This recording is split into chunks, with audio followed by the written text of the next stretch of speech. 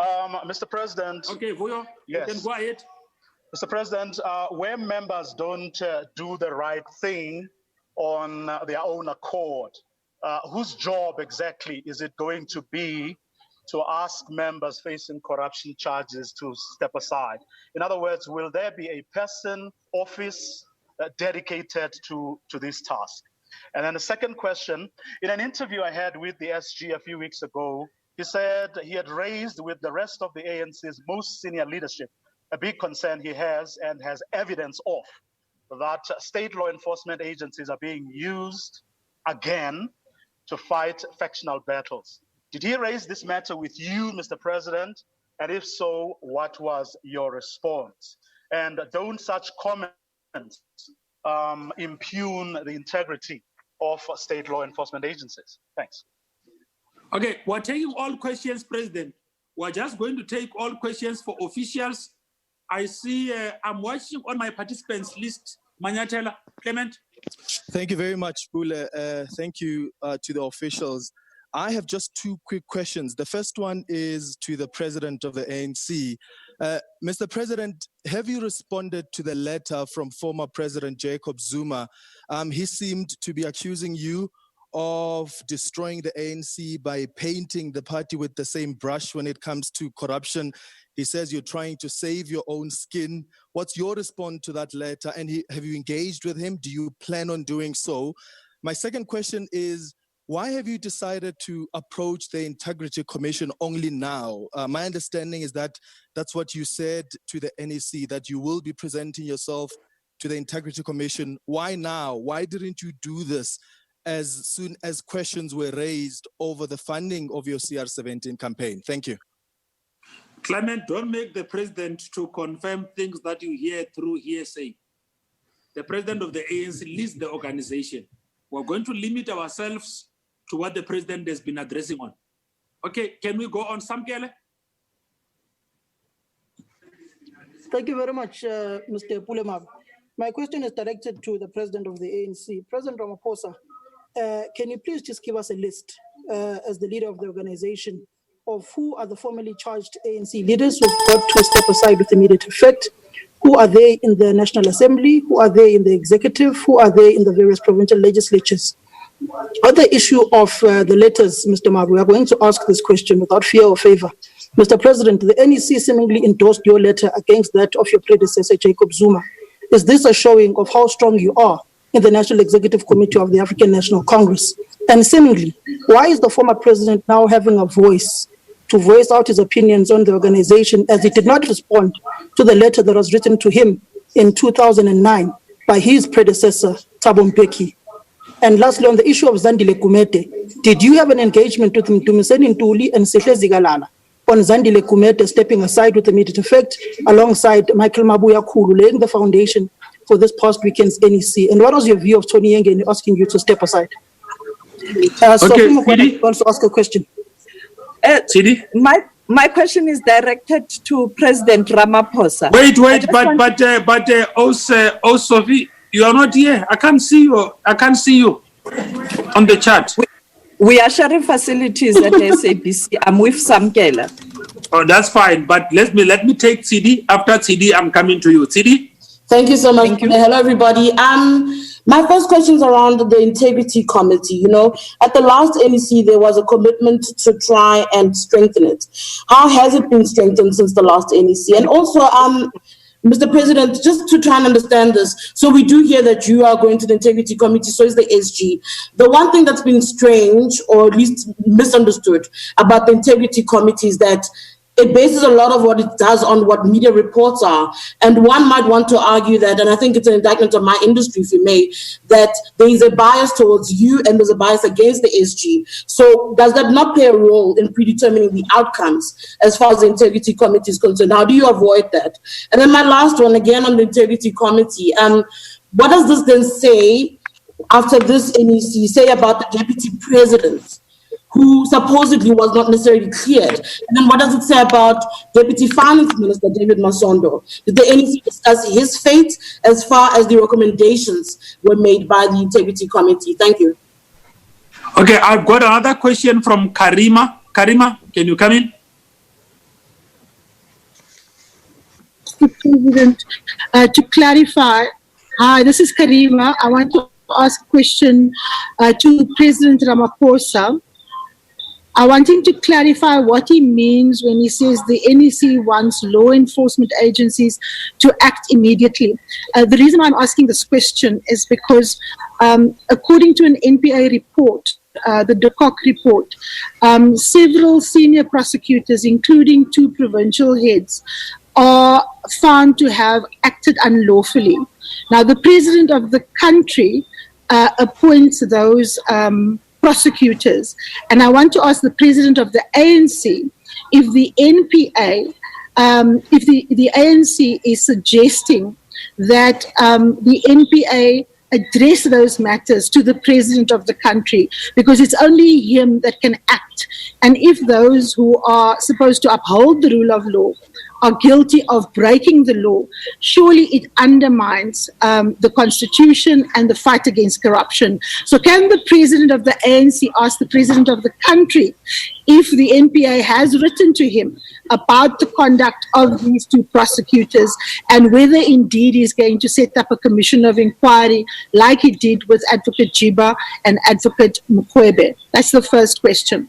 The second question, when the ANC NEC says members must step aside, do they accept that if a member is in a legislature or in any position, if they still receive a salary, they are in a position of power? In the case of, for example, Mayor Zandile Gumede, she might not become a member of a committee or a chair of a committee, but she's still an MPLA. She wields enormous interest and influence. So how does it signal that you frown upon her behavior when she gets to hold on to her salary and stay in her job? Thank you. Okay, Genevieve. Thank you, Pule. I've been covered on most things. Just a quick question regarding the decision about allegations, and when a member is facing allegations, they must go to the Integrity Commission. Was there any clarity given on what those allegations are? I mean, if there is a media report about you having done something wrong, based on that, must you go to the Integrity Commission, or is it based on just if there's allegations against me, say at the Zondo inquiry? What's clarity given on what does it mean, when, what kind of allegations? Can it be based on a media report and then you should go to the Integrity Commission? Thank you. Okay, Farrell, can you come in? Okay, there was a question from Farrell. I see maybe she doesn't want to ask it. Farrell? Okay, there was a question from Farrell. I see maybe she doesn't want to ask it. Alex? Thank you very much, Pule. Okay, Farrell, are you coming in? Alex? Thank you very much, Pule. The question is whether the Integrity Commission has can only make recommendations, or whether its findings are binding on the NEC. Okay, that's fine. Alex, can you come in? Thank you, Alex Winning from Reuters. The first question is, will there be a mechanism to revoke membership of the ANC for people who are charged and ultimately convicted of corruption and other serious crimes, so they don't just step aside for a short period and then return to important positions soon after? And then the second question is, how many officials is the ANC expecting to now step aside since the NEC decided that they must do so with immediate effect? Are we talking about a handful of officials here? Are we talking about dozens? Could you give a sense of the scale of the stepping aside that we're now expecting to see? Thank you. Okay, no, that's fine. I've effectively taken all of the questions from the media. We don't have any other outstanding question. President and the officials, these are the questions that are coming from members of the Fourth Estate. All officials are welcomed to answer the questions. What I will ask the media to do is to mute themselves so that they could be able to listen to the responses that are forthcoming on the questions that shall be asked. President, Deputy President, National Chairperson, TG, DSG, SG, All of you can now answer. Well, let me start off, and my other comrades will also come in. Maybe start off with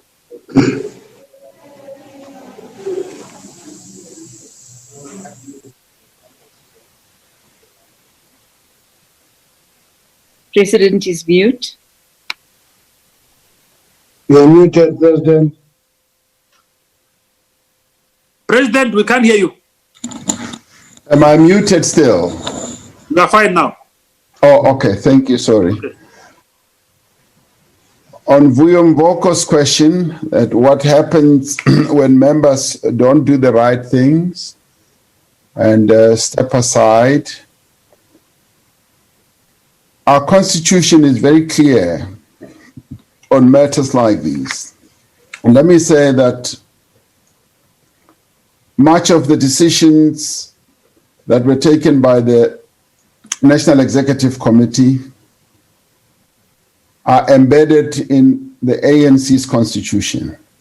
We've got rules, we've got processes that are set out in our constitution, that when certain things happen and are done wrongly, the constitution of the ANC kicks in. There are disciplinary processes, there's an IC process, and there's also a dispute resolving mechanism, and there's also an opportunity for the leadership to have conversations with members and inform them that on this issue we believe that you do need to step aside. And if a member does not want to comply, the ANC constitution kicks in through a well-established disciplinary process that is set out in Rule 25 of our Constitution. And in this era that we are now in, we expect that all members of the ANC will abide by what is set out in our Constitution and the ethos of our movement as well. When the NEC says that we are drawing a line in the sand, it basically means that we are entering a new era. We are ensuring that what the 54th conference decided on is now implemented. And I have no doubt in my mind right now that the decisions of the 54th conference will indeed be implemented, and they're in any event embraced by all members. And you asked, I think you said, who will be the responsible person or official or entity? And obviously, the Office of the Secretary General plays a critical role. The officials of the ANC play a critical role. The National Working Committee, and indeed the National Executive Committee. So you've got a phalanx of structures that will be able to deal with all these matters with even greater determination. State law enforcement agencies, did the SG raise this matter? Yes, the SG has raised this matter. And he has informed us as officials that he's concerned about some of the activities of people in state law enforcement agencies. Now, I take a dim view against people in state agencies who meddle in political matters of political parties. This is precisely what we want to bring an end to and to depart from. I take a very firm view against it and will not allow state law enforcement agencies to play politics. They must do their work without any favor, without any prejudice, and without targeting members of any political party for that matter. And if, yes, anything has been done that is untoward and which is legal, yes, by all means.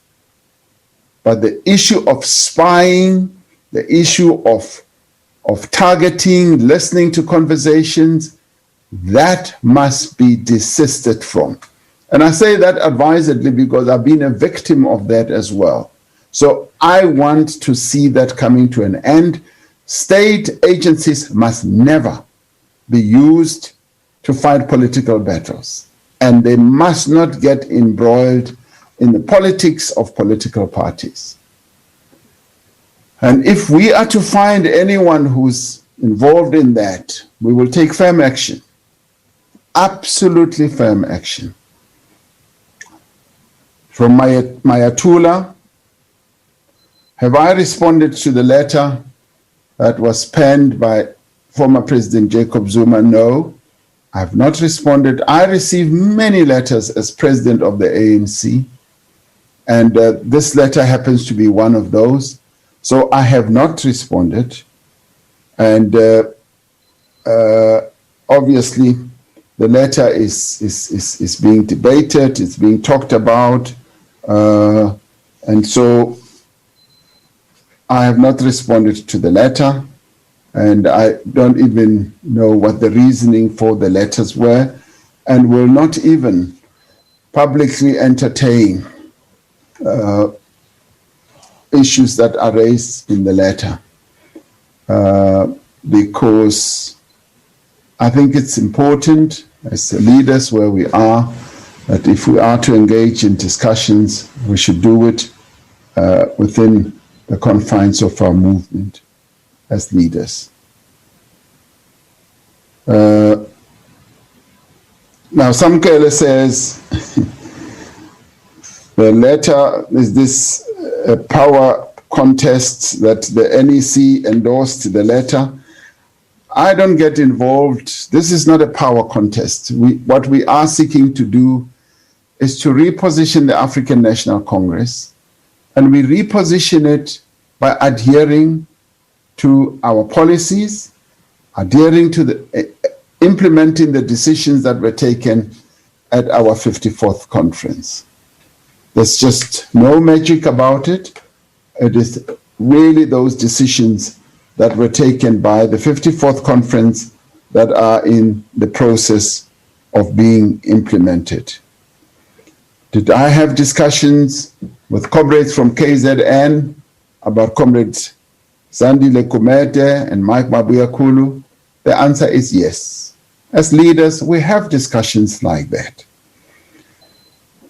Tony Ngeni articulated a view, yes, at the NEC about the president also doing the right thing and stepping aside, and he was raising it around the CR17 funding. CD asks, how has the Integrity Commission been strengthened? We are, as we said in our statement, going to have a meeting with the Integrity Commission, and in that meeting we are going to discuss the functioning of the Integrity Commission and how the ANC itself should interface with the Integrity Commission. We're also going to discuss how we can enhance and strengthen their work so that they can function much more effectively. And that is precisely what we are going to do. Now, CD says the Integrity Commission could be biased against the SG and more favorably disposed towards me. That is news to me. That is completely news to me. The Integrity Commission is a structure of the African National Congress that is made up of seasoned comrades in our movement, comrades who are veterans of the struggle, who know and understand the ethos and the ethics of our movement, who are able to make judgments and to analyze situations properly, and who will be able independently to come to conclusions on their own. So anybody who presents themselves to the Integrity Commission goes there having the confidence that we are talking to the elders of our movement, we are talking to people who are well versed with the policies of our movement, with the history of our movement, with the strategies of our movement, who will be able to apply their minds on everything that any one of us has to present. And I'd like to believe, and it is so, that they will be able to act without any fear or favor or prejudice against any member. If they become biased, then they have no right to be members of the Integrity Commission, no right whatsoever. What does this say about the DP and Comrade Masondo? I don't know what this question is all about. The DP went to the Integrity Commission, had a thoroughgoing discussion with them, and obviously they have given a view, and which view really needs to be interrogated and understood fully. And in the course of our discussions, we will be doing precisely the same. Comrade Masondo has also been able to appear before the Integrity Commission, and he's given a reply to them. And I think that process should be looked at in that context as well. Karima asks about the issue of prosecutors. Can the president of the ANC ask the president of the country whether the president of the country, after talking to the president of the ANC, will be able to set up an investigative commission, which obviously will be done by the president of the country, and the president of the country will have to inform the president of the ANC what the president of the country has done. Very, very complicated, Karima. The matter that has been raised by one of the key officers, de Kock, is a matter obviously that will need to be given attention by the president of the ANC, and we will pass on the message to the president of the country, so that the president of the country is able to give consideration to that. On the issue of people who step aside but continue to receive salaries, is that not giving them some measure of influence? I would beg to differ on that, because if somebody continues to get a salary and they have stepped aside, I don't see what influence that gives them. And by the way, on this issue, we do need to comply with the labor laws of our country. We have labor laws that regulate situations like these. And when a person has stepped aside and has been asked to move to the side and to take a leave of absence, we've got to continue abiding by the labor laws of our country until the matter is finalized. And once the matter is finalized, that is then that a matter of salaries or other benefits will come to the fore. Genevieve asks about allegations, and if allegations are raised against anyone, and they are just mere allegations, stories, and sometimes they can be the type of allegations that are planted either in the media, and sometimes we've seen that some allegations do get retracted, and there are legal suits that ensue between those who are alleged to have done certain things and the media.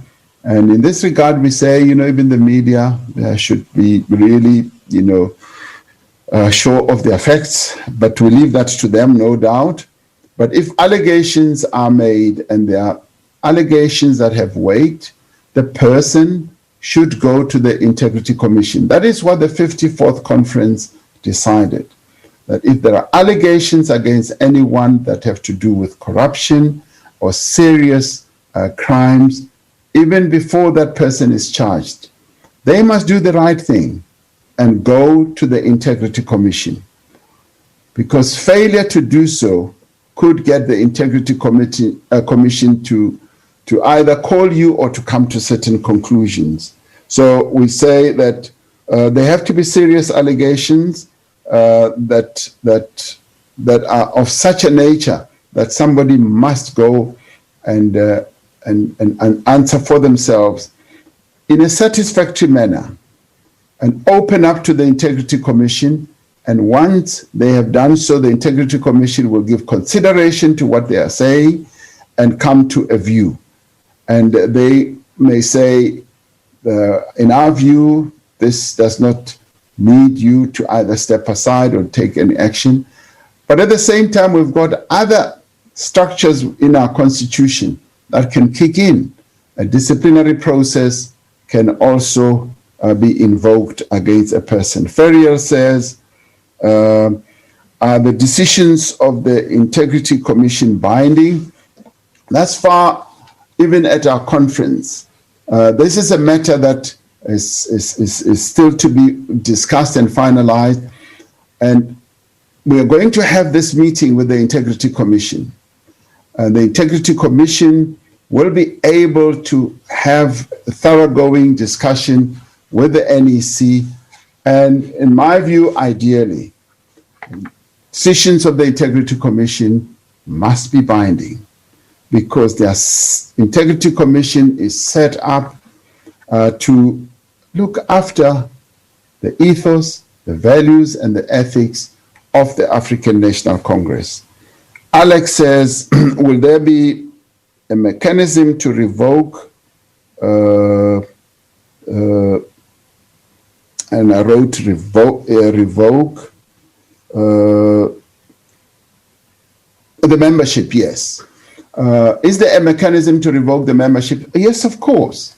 There is a mechanism to revoke anybody's membership, and it's set out in Rule 25 of our Constitution, where if you are subjected to a disciplinary process, the disciplinary committee can come to a whole range of decisions, including revoking your membership, including saying you are expelled and may not join the ANC again for X number of years. So all that is set out in our Constitution. How many officials can we expect to step aside? I'm not in a position to can say now, and I think an earlier question is, who are the people that we expect should be affected by this? There are some people who have, of their own volition, already decided that they will step aside because they have realized and got to hear what the decision of the NEC is. So there are those, and we must pay tribute to such members and pay respect to them, and say that they are putting, obviously, the interests of the ANC ahead of their own personal interest. Am I able to count how many there will be? No. What we have sought to do is to set up a process, and a process which in its implementation will deal with all these matters. And in many ways, it is set up so that we put the issue behind us, so that it becomes automatic, so that comrades who stumble along the way and find themselves entangled in a number of issues should themselves, of their own volition, know that these are the rules. These are the rules of the African National Congress, and therefore I have stumbled and I need to abide by the rules that have been set up by the African National Congress.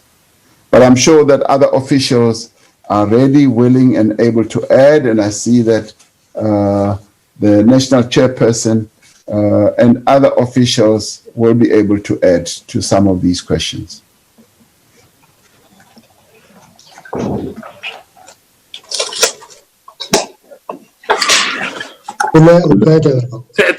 Thanks, President. National Chair.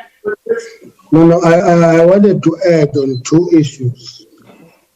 The first one is Comrade Tony asking the president to step aside. That was actually a media story than a report on the NWC or the NEC of the ANC. Because in any organization, a motion is a motion when it is proposed and seconded. If one member make a comment and nobody supports that comment, it can be treated as a motion of a meeting. Now, I call it a media story because Comrade Tony made this comment in the NWC, didn't repeat it in the NEC. But before we left the NWC, the story was ANC heavyweight asking Ramaphosa to step aside. So it was a planned story and it became the story of the weekend for the media. But it had nothing to do with the ANC, NWC, and NEC. The second one is whether endorsement of your letter against Zuma. It's not against. I want to clear that it's not against the Zuma letter, Ramaphosa letter endorsed against Zuma. It's not. But the NEC endorsing the letter of the president affirms two organizational principles. At any given time, there's one president. And when the president communicates with membership of the organization, that is the communication of the organization. That's why every time we talked about the letter from the president, we equally emphasize the letter from the SG, which was talking to the implementation of the issues raised in the president's letter. So that was the confirmation that there is a president and that communication is a communication of the president. And it affirms another very important principle, that it is something that is almost a taboo for any official to attack his predecessor or his successor. It's not done because there must be a particular relationship between a successor and a predecessor. And this letter of letters actually what against that. For example, the reason that this letter became to look suspicious is that it follows on a letter by Anne Lungisa, it follows another letter by other group, and another thing. So it looks like a choreographed attack on the president. And we have a responsibility to actually kill a choreographed attack on the president because he is the leader of the organization. Those are the two issues that I wanted to add on. And emphasize to, I suspect it was Clement, of here they come with a false projection of unity. Unity cannot be false. It is a practical, actionable process. It doesn't mean we agree on everything. It's an organization of human beings, not of water. Because if it's water, you pour it on a slope, it goes one direction. In an organization, people use their brains, they debate and take decisions. That is it. Thank you very much. While you are at that, I just want to add before the SG comes in, the issue of that was asked by Mayetula about why do I go to the Integrity Commission now? I did seek to clarify this, and I don't know, maybe you missed it. I did say when I spoke to the NWC, and to the NEC rather, I said, the Integrity Commission had at an earlier stage asked me to come before them. And I had said to them at the time that shouldn't we rather wait for the processes that were underway through public agencies, such as the Public Protector, such as the courts, and wait for those processes to be done, and thereafter I would then be able to appear, because those processes have more resources. They would be able to look into everything, fathom everything, and they would also be able to better inform anyone else. And that was agreed to. And following that, I then felt that now that the process is somewhat completed, I should now go to the Integrity Commission myself and go and account for the CR17 process. But I will also be raising another matter that I raised almost 2 years ago. This CR17 issue came up. I did, of my own volition, suggest that it is important for the African National Congress to come up with guidelines that will regulate how leadership contests should be conducted. Because over years, we've seen leadership contests resulting in processes and actions that we had never had in our organization. And all of us just got entangled in them, got lost in them, and we now need to regulate these. And sometimes we learn from experience to curb whatever may be happening in an incorrect manner. So I will be raising that too with the Integrity Commission. And of course, it is up to the African National Congress through its own structures, as the NEC has decided to do, to come up with guidelines and regulations to deal precisely with this matter that we went through going towards NASREC. Thank you. Pule, thank you very much. Thanks, President, officials, and let me thank the media also for having afforded us this opportunity to account to South Africans. As the President and the National Chair has said, and I always emphasize it when we have our press conferences, that maybe at times it is necessary to teach the media how the ANC works and operates. Because I heard some of you saying this is the illusion of unity. The ANC, this is how it works because it has responsible leadership. We're not like leaders of any other political party because we are a governing party, and we are more responsible than any other person. And that's why we will ensure that we work as a collective. In the National Executive Committee, we actually do what we have fought for during apartheid. People have the right to raise their views. People have the right to have different views from myself, from the President, and we such engage. And at the end of the day, we have persuasion. It's not about numbers. It's not about so-called factions in this. We engage, we persuade one another, we listen to sense and reason, and that's why at the end of the day, we are able to communicate decisions of the highest decision-making body in between conferences, the African National Congress. Because I think even Comrade Tony, and that's why I always say, don't have your sources within the ANC, because Comrade Tony posed a question, not just to the President. When he asked that question, he said, President, why don't you step aside? And many other leaders in this National Executive Committee. But you only capture the fact that Comrade Tony has pointed at the President. I think we need to ensure that we don't get our information from sources. And that's why today we have decided as this top 6 to come and account to you so that we actually give you what actually happened within the African National Congress.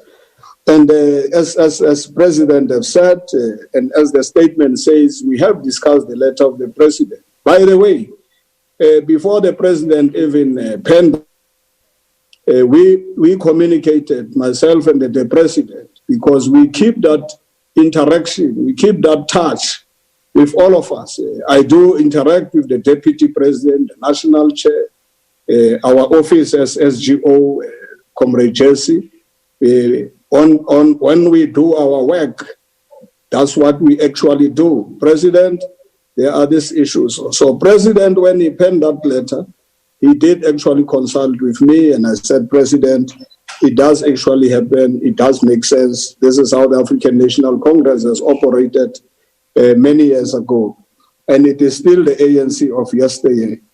And what President has also said is that there are labor laws in South Africa, there is a constitution, the rule of law, the law of natural justice, and the National Executive Committee does not express any guilt or innocence on anybody because people are presumed innocent until found guilty by a competent court of law. That's what the South African Constitution says.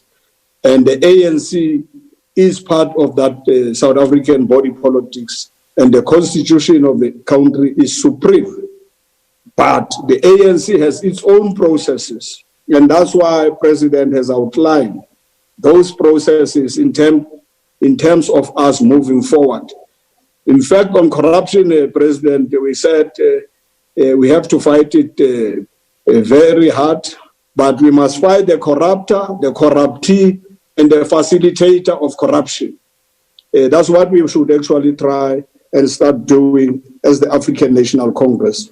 But otherwise, there are processes within the ANC, and some of the matters which we may not be able to respond to you today, they are being processed because you want to ensure that there is fairness, there is no fear, there's no prejudice. We don't prejudice anybody.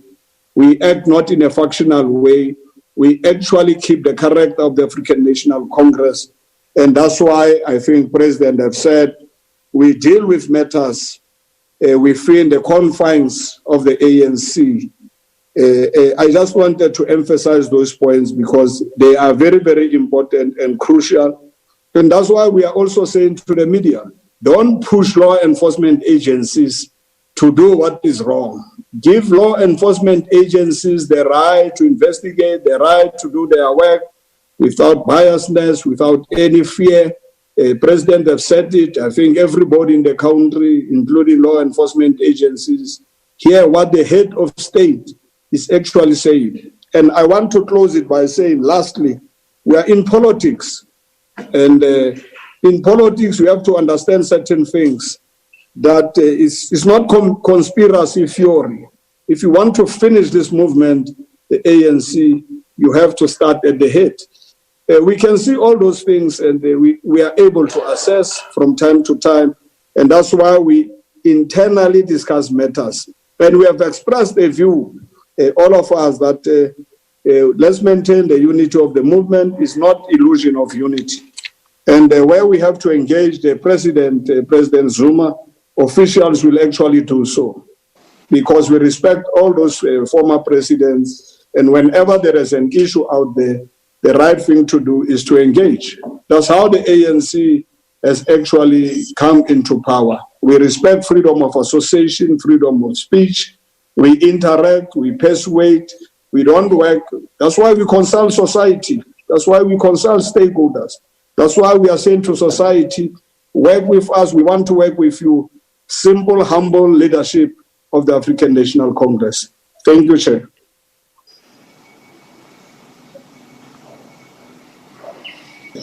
Pule.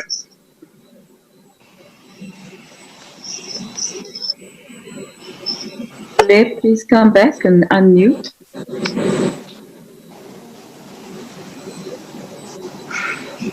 Pule, please unmute. I can't see him. Okay. In the absence of Pule, perhaps I can assist. So thank you very much. We have a few more people who have their hands up. I'll just call them. Our Faith. I have Faith who wishes to ask a question, and I followed by Pule from ETV, and then Mesofi, Mukwena, and Tsidi, and then Samkelo coming back for a second bite. So if we could please start with Faith. Second and last bite, DSG. Yeah. Faith, could you go ahead, please?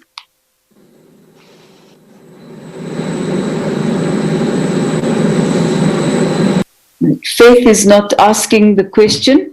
I'll move on to Pule from ETV.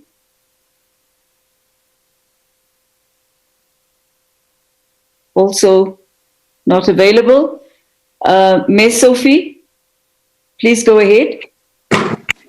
My question is directed to the President of the ANC, who is also the President of the Republic. Mr. President, clearly the NEC did discuss international issues looking at the balance of forces. The Zimbabwe question, you did send the envoy to Zimbabwe. Can you share with us what was the outcome? And there are concerns that much as the Zimbabwean government is saying there is no crisis, but there is a Zimbabwean crisis in South Africa, judging from what's happening at the borders. And then two, on Mozambique, do you have any plans as SADC, but also as the AU, you responding in your capacity as the AU chair, to deal with that security challenge in Mozambique that's likely to affect the entire region? And finally, you will be addressing the United Nations General Assembly virtually. What will be your message on behalf of the continent and the Republic of South Africa? Thank you, Ms. Sophie. We'll take a few more questions before we come back to Samkelo. And I noticed that Ms. Sophie and Samkelo needs to do a bit of social distancing. Very close, sitting very close together. Could we ask, we will then go to Mbali from Newsroom. My question is to the President. President, you spoke of a choreographed campaign to attack you. What do you think was the intention in that regard leading up to the NEC meeting?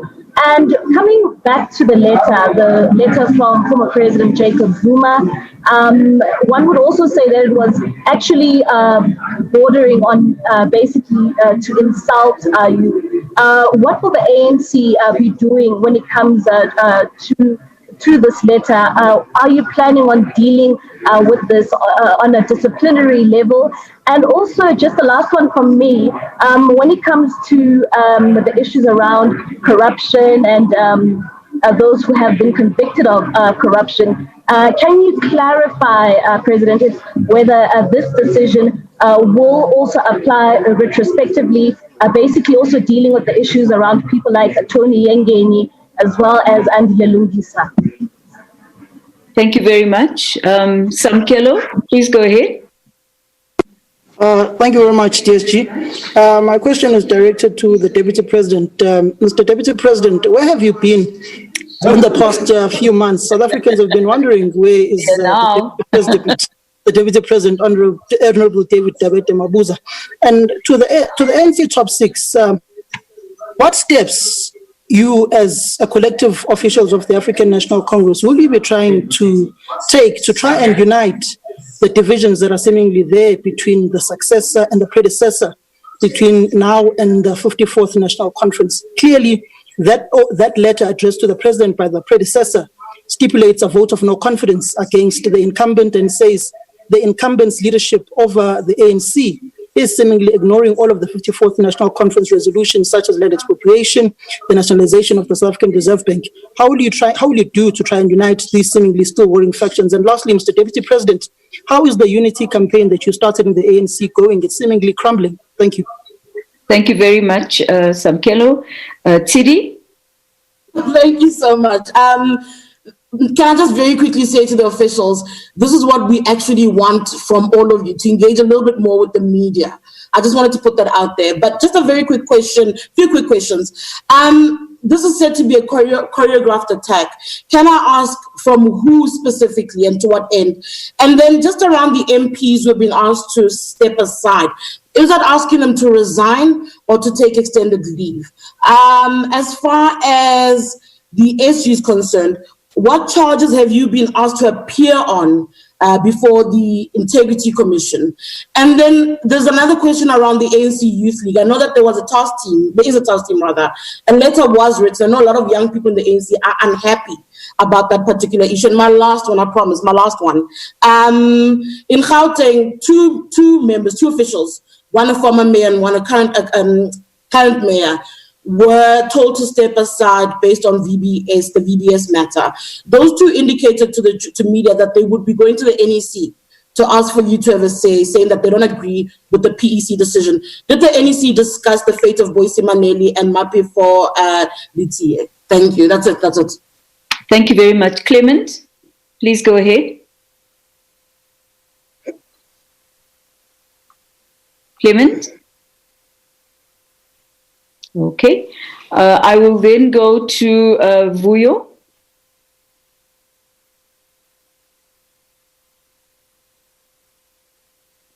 Vuyo, you are offline. Yes. Thank you. Okay, can you hear me now? Yes, we can. Okay. Just regarding Zimbabwe, what you said, Mr. President, earlier is in fact what the SG said over 3 weeks ago. Now, has the ANC had any meaningful engagement with ZANU-PF in the past 3 weeks? If so, what are the contents of that engagement? If not, why not? And then to the Deputy President, just in your, what is still outstanding in the matter that is from where you sit in your matter with the Integrity Commission? What is still outstanding, or what remains for a final decision or resolution on the matter? Thanks. Thank you very much. Karima, please go ahead. Non-racialism. Sorry, I have a question on non-racialism. The President spoke specifically about that issue. And given that commitment to non-racialism, I want an explanation from President of the ANC on why the mayor of Bronville, who called community members Busmans, was exempted from any kind of sanction from the African National Congress. What kind of message does it send to communities when they are allowed to be abused by ANC members and those ANC members are allowed back into the organization? To what extent can we take the ANC seriously on being anti-racist and also being non-racial? The second question I wanted to ask was the question of the law enforcement agencies. When I interviewed the Deputy Secretary General of the ANC, she made an example of the fact that often people are charged, but the law enforcement agencies take their time to investigate matters. And as a consequence of that, you can argue that justice delayed is justice denied. But the NPA has not acted on a series of cases, low-hanging fruits, on corrupt officials inside its own ranks, the police, and state capture cases. What is the NEC's view on the pace on which the law enforcement agencies, and particularly the NPA, is moving on corruption, particularly when it comes to high-profile cases? Because a lot of the people argue that whenever they come to court, the cases are pushed back. And on the other hand, you are saying you can't interfere with the process. So the NEC's view on the pace of the NPA's prosecutions. Thank you. Kotatso, you will be the last person to ask questions, and then we will request the President and the officials to respond. Kotatso. Kotatso Madisa here at the Sowetan newspaper. To the SG, how far is the consultation process on the reinstatement of the two Limpopo officials, Provincial Treasurer Denim Caesar and the Deputy Chairperson Florence Radzilani? When can we expect them to be back in office? And also perhaps to the SG, or the president. We understand that the previous NEC had agreed in principle to establish a special court to deal with COVID-related corruption. How far is this process? When can we expect the Mr. Lamola to be starting this process? Thank you. Thank you very much for all your questions. Comrade President, would you like to begin or? Thank you. Okay, thank you, DSG. The first one is from Faith regarding the envoys that I appointed and sent to Zimbabwe. What was the outcome of their engagement? The envoys indeed went to Zimbabwe. Former NEC member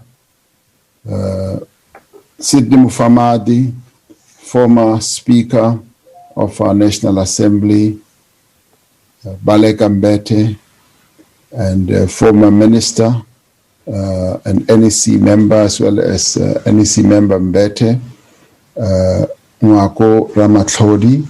They went and met President Mnangagwa and his delegation. They had extensive and quite lengthy discussions, and in the course of those discussions, it became clear that we needed to have a process through which they would engage with other people, and it was felt that we should give consideration to that, and that is something that we would obviously want to see happening in the intervening period.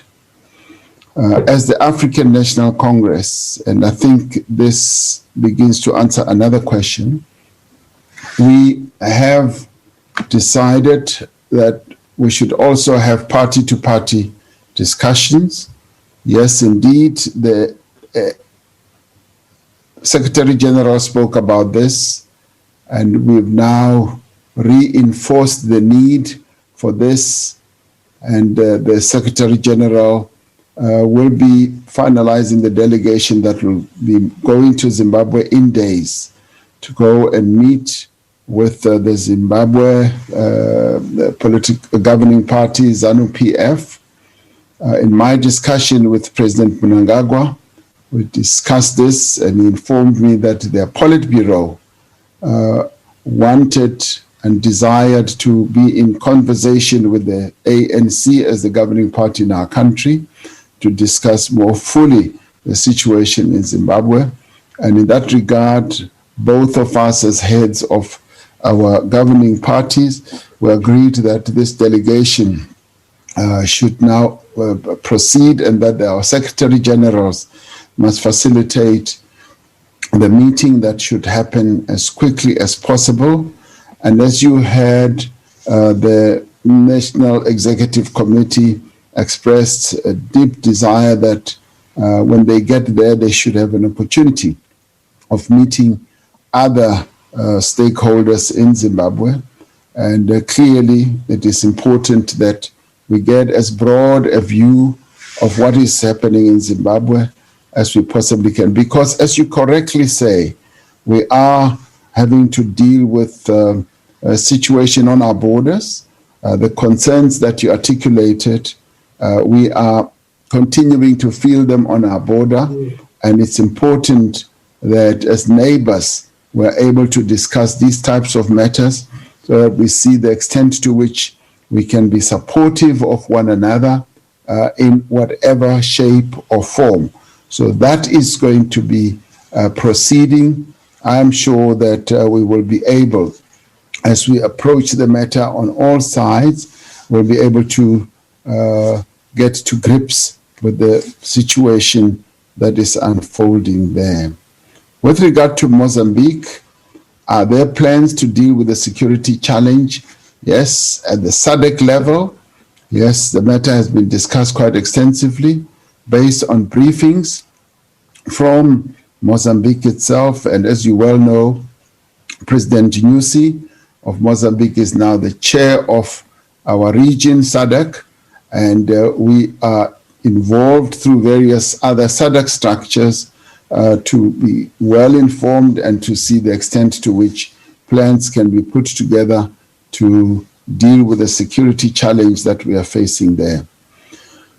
We're going to go to the UN General Assembly, and what message will we be taking to the UN General Assembly, which will be held, as I believe, on a virtual basis? Yes, we will be taking a message from our continent.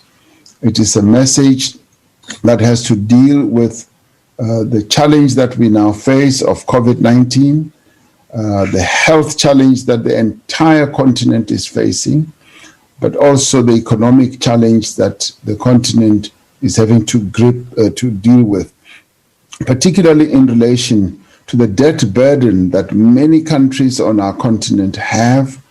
And we will be calling for a moratorium of the debt and even a cancellation of debt, and that there should be standstill agreements that can be struck for a period which we initially thought could be 6 months or 1 year. In fact, now that we can see the impact of COVID-19, it should actually be longer.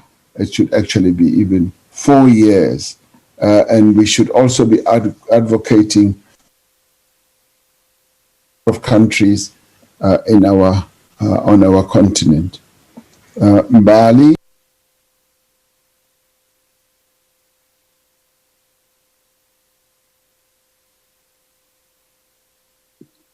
President, you are on mute. I'm sorry. Yes, I thought on Mbali's question on the choreographed attacks, I thought that the national chairperson answered that question, and I would like to leave it at that unless the other officials also want to answer. The letter you say was an insult to me, and what will the ANC do in the form of a disciplinary process? No, we are not going to go that way, and I don't see it as an insult. I'm not that easily insulted, much as people can stand on mountains and hills and seek to insult me. I'm not easily insulted because the burden of leadership is that you must be able to get members and others to be able to express themselves. Sometimes you don't like what they say, and as they say in Afrikaans, die hoogste boom vang die meeste wind. The highest treetop catches the fiercest wind, and I take it as par for the course. There will not be any disciplinary process, no. We will not go to that level. We will not descend to that level. In fact, there will be discussions that will ensue around this matter. Discussions that should be fairly straightforward and friendly and comradely, rather than discussions that will be underpinned by dislike for one another, hatred for one another, and all that. Will the issue of corruption have a retrospective effect? We did say that the NEC charged the officials to report to the NWC about all these matters that have to do with discipline. Better still, that have to do with comrades who may well find themselves on the wrong side of the type of behavior that the ANC expects. And once that has been done, it will be presented to the NWC, and the full effect of that will then be looked at. CD asked the same question.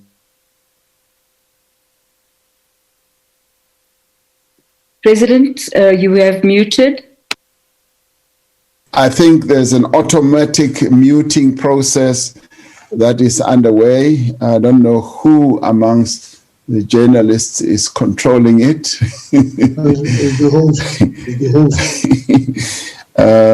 CD asks about this choreographed attacks, and I think we've answered that question. And should those who are members of parliament be asked to resign or to take leave? I think in the end, it is going to depend on the extent of what is involved.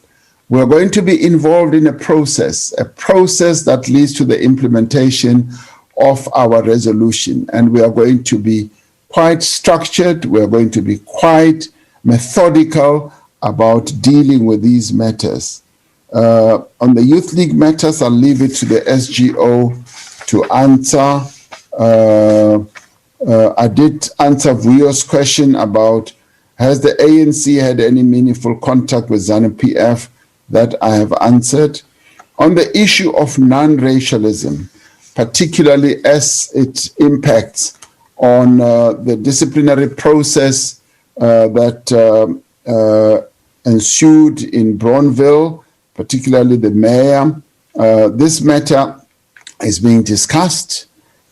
We take the issue of non-racialism seriously in the African National Congress, and we're obviously concerned about any type of negative and insulting statements that can be made by ANC leaders against sections of our community.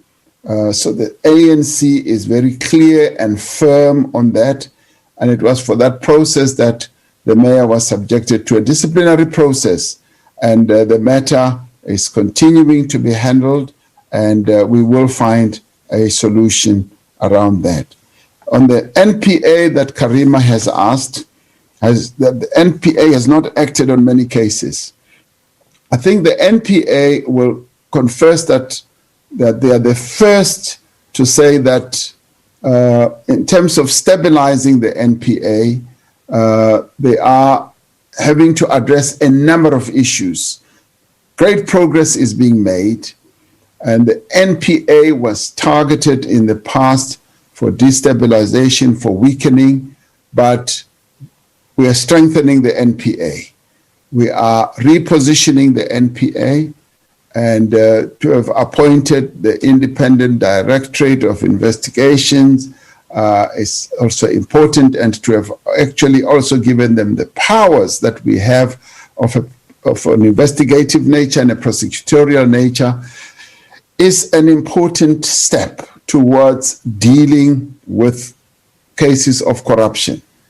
And when the NEC says that we must make sure that the NPA and all these other agencies do their work, and they do their work without any fear or favor or prejudice, we are serious in saying so. But we're also saying that we want those institutions to be strengthened, to be able to do the work that they are meant to do. It is only through independent institutions that are strong, that are capable, that we will be able to deal with corruption effectively.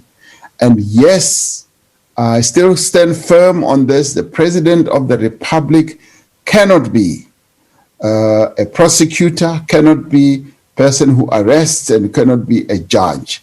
All the President can do is to strengthen institutions and allow those institutions to do their work. Similarly, the ANC holds the same view, and it is firm on this view, and we must allow those institutions to do their work, and we must strengthen them. We will continue to strengthen them. They've had budgetary challenges. The budgetary allocation that they have had has not been sufficient. They have a huge backlog of cases, and they also have staff shortage. Many positions have not been filled, and of course, they're also having to deal with some within the NPA who may well have done things in a particular way, who still need to be looked at so that they commit to the new order. So that will be looked at more carefully. Khotatso says the SG will answer this question. regarding the consultation process with regard to the VBS two colleagues or comrades. And all I can say on this is that the consultation process has been handled, it's nearing finalization, and this process is underway, and shortly it will come to a conclusion.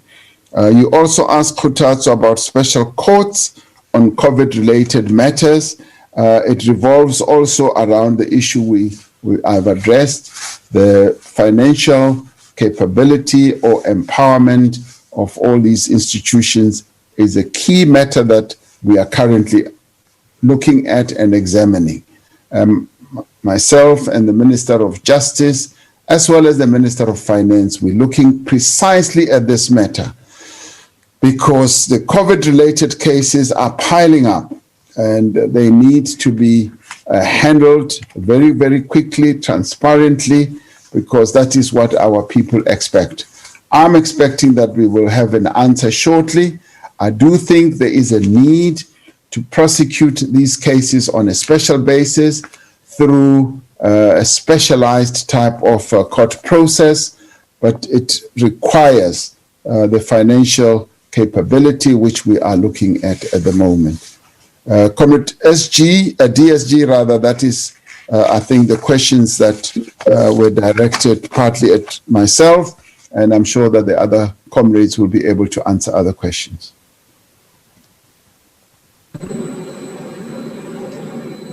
DSG.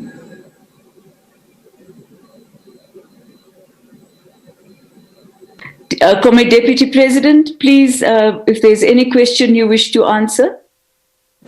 Thank you, DSG.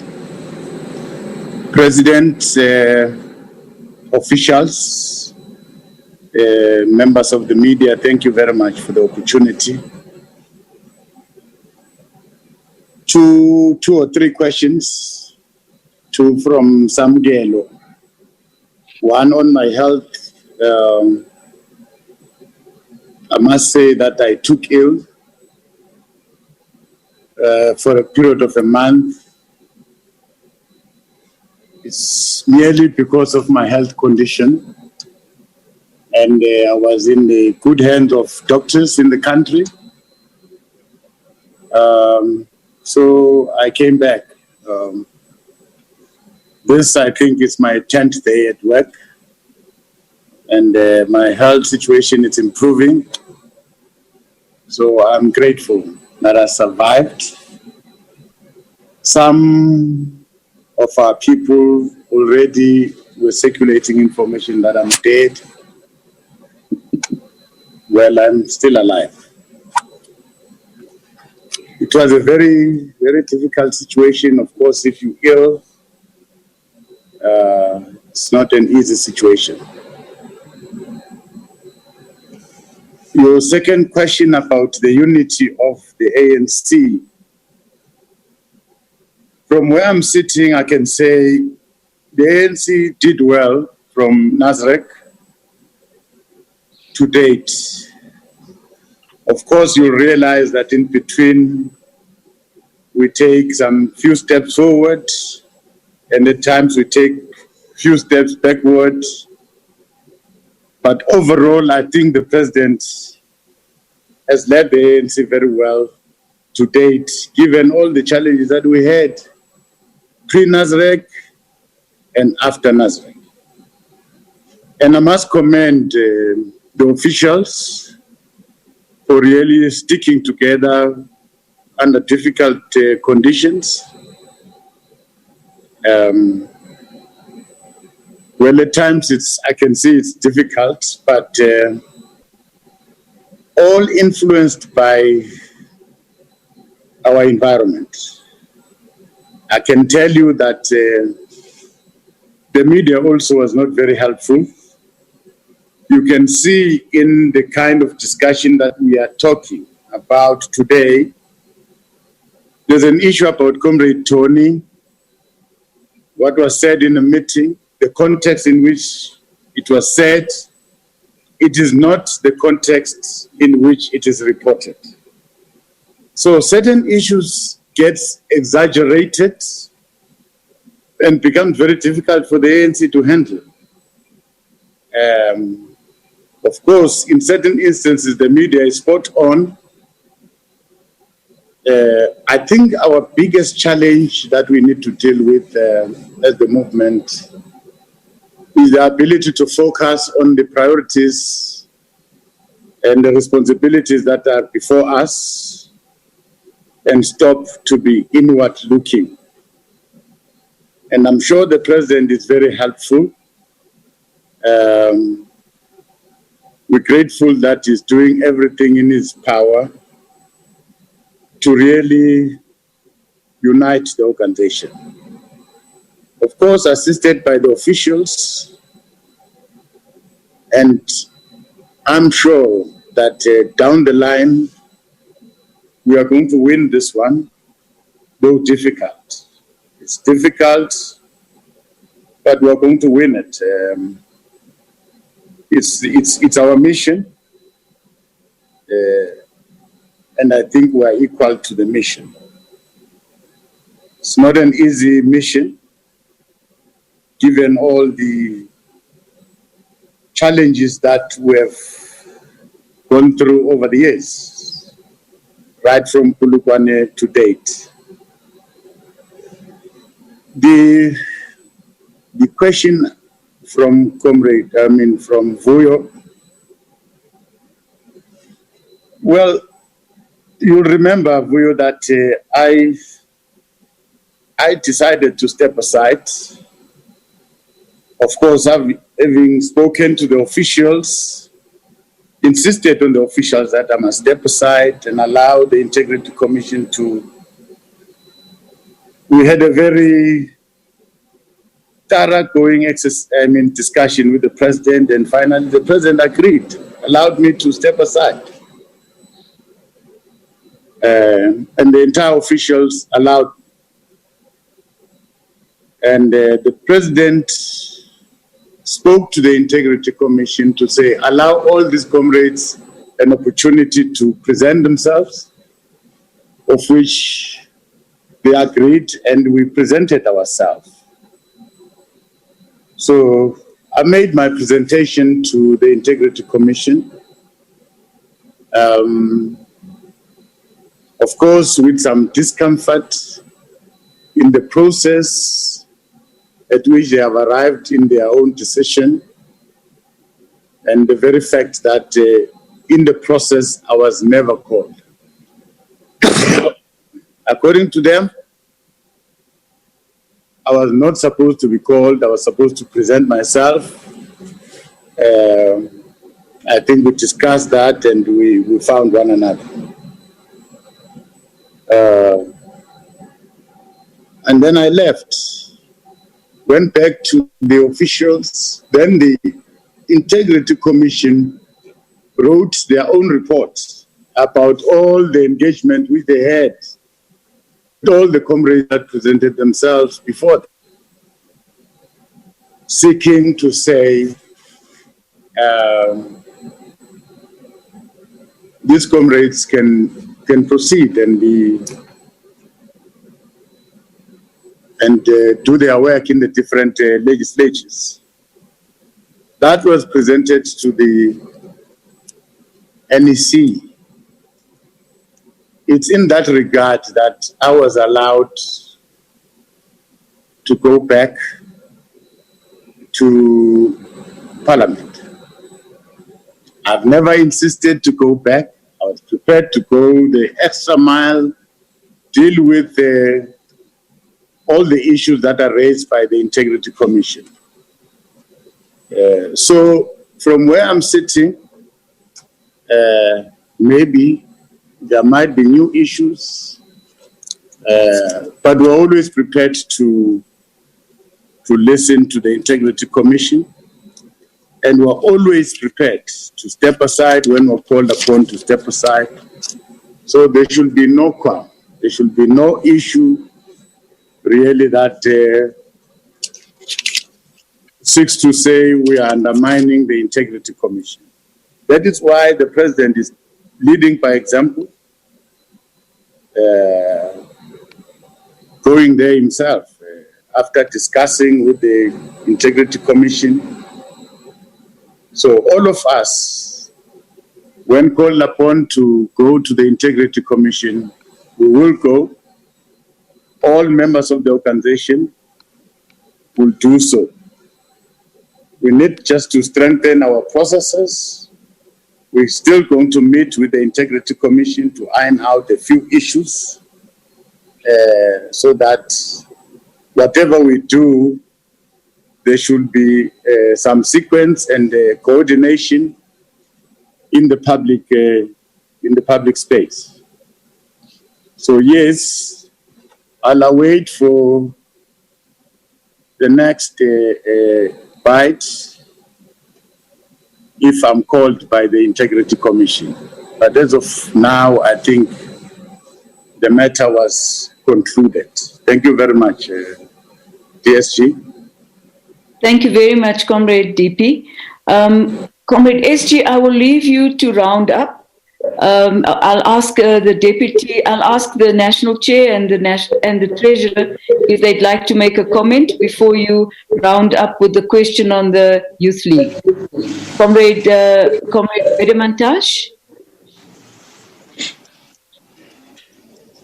No, not much, except that on VBS consultation, we'll finish that process off, and then when we finish it, I would imagine that the media will be briefed. There can be no further details on that. On my personal policy, again, people have been subjected to a process, they want to appeal, and they must be allowed to do so. And we can't announce outcome before the process. Thank you very much. Thank you very much, Comrade National Chair. Comrade Paul Mashatile? Thank you very much, Comrade DSG. I'm largely covered by the President and the other comrades. I think we should also emphasize that the NEC spent a lot of its time this weekend dealing with the issues of the economy and creating jobs. The documents on economic recovery was presented and discussed thoroughly. I can say that the media is not so much interested in those questions today. Perhaps, Comrade DSG, we need another session with them. So that I think our people must understand that we're not just only focusing on issues of cleansing the ANC, dealing with corruption. Yes, we must do so, but our people out there want jobs, want employment, and those issues are on the agenda as we speak. And we will have to explain more the implementation that is taking place. Because an impression might be created that we are inward looking, we are busy looking at issues affecting ANC leaders, etc. I think the President, when he started with the briefing, he did indicate that there was a very detailed discussion on economic recovery. And I think we'll need another session just focusing on this matter, because I think it's very important that we get our economy right, we get our country back on its footing again. State organs will continue to look at issues of corruptions, where there is wrongdoing within the ANC. Those processes are ongoing. Comrades will account, and so on. So I thought I should add that, Comrade DSG, that let's not lose sight of the important work that the NEC did this weekend, which is rebuilding this economy. Thank you very much. Thank you, TG, and also the issues around local government, yes. And that we will be having another discussion, further the discussion next week, Sunday and Monday, and after which we can have another briefing with the media. Comrade Secretary General, are you ready? Thank you, DSG. Thanks once again to President and the entire officials, DP, and the media and South African society. I think comrade officials have responded to most of the questions. And what the Treasurer General of the ANC is saying, Comrade Paul Mashatile, is that probably our people out there wanted to hear what the ANC is saying around the economy, want to say about COVID, want to say about poverty, gender-based violence and femicide, unemployment, inequalities in South Africa, nation building, non-racialism and non-sexism, because these are the issues in these 3 days which we have discussed. And that's why it is always important when you brief South Africans, because we use your platform to inform society so that everybody in South Africa, black and white, know that the ANC government is seized with all the challenges they are facing, be it challenges of water, electricity, wherever they are. Comrade Gweda has responded, National Chair, to the issue of the issue of Comrade Danny and Florence. I think that response and voice and pay for, because the ANC has processes. And President said that we have a constitution, and that constitution guides us. So I think it was important to just highlight these matters. The fact that the poor, the working class have been marginalized in the economy. And if those type of questions, I think they were very important for us to, the achievements of government, because we are not passing that message of the achievements of government in terms of COVID, what government has done up to so far, how government has used this money. You're not allowing us to give you more information, but government, I think, will give you that information. The NYTT, the youth, work in progress, we always process our discussions. And I think we are busy with engagement because we want the young people, if it was not covered by now, the young people could have gone preparing themselves to do a conference. They are still preparing themselves. We are looking to the matter, and we will be updating you time. The last question, and I listened attentively to the President, and Karima, I think that's what we want to do. We want to make sure that what the President has said, and the President was not just careful, he was saying what is actually the right thing to say. He said if there are people in NPA that may have done something wrong or some things wrong or acts of whatever, those people will be dealt with. But I hear you saying corrupt officials. And this is what we have been defending. Maybe we better use alleged corrupt officials so that you don't become a court of law because images are sometimes tarnished when there are no facts. Because we always say if you have facts, as South Africans, the law binds you to say, go and report any criminality to any law enforcement agencies. So let's leave them to do their work, and I think don't rush them because they want to ensure that when they charge a person, they have successful. They will actually be successful in terms of what they are working. Otherwise, I think it was good questions, DSG. Thank you. The issue of the integrity, I am in touch with the Integrity Committee. Thank you very much, SG. Thank you very much to all the officials, and especially thank you to all the journalists and newsrooms and TV houses that came to be with us today. And hopefully we'll see you again quite soon. This ends our press conference. Thank you very much and good night. Thank you very much, DSG. You re-emerged. Thank you. I'm here, DSG. I've been here. What happened to you, Pule? Thank you very much, President. Emerging now.